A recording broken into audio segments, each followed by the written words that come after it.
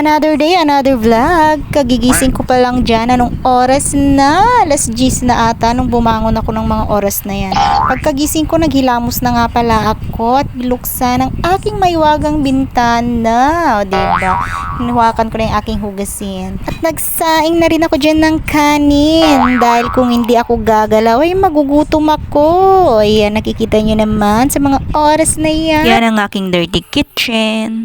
Pagkatapos ko nga pala magsaing, inayos ko na yung aming higaan. Ay, napakagulo. Kailangan mo talaga ayusin dahil, dadalawa na nga lang kami, hindi pa maayos, diba? Wow. Sinisipag nga ko ngayong araw na to kasi nga may video. Pero siguro kung walang video, hindi ko gagawin to. Nakahilata na lang siguro ako maghapon. Kasi nga rest day. Kaya nga rest, 'di ba? Rest day kasi magre-rest ka. Kaso hindi ka pwedeng mag-rest kasi marami ding gawaing bahay na kailangan mong gawin. Nagtimpla na ako diyan ng aking kape at diyan na po nagtatapos ang ating video. Maraming salamat. Agiyaman na.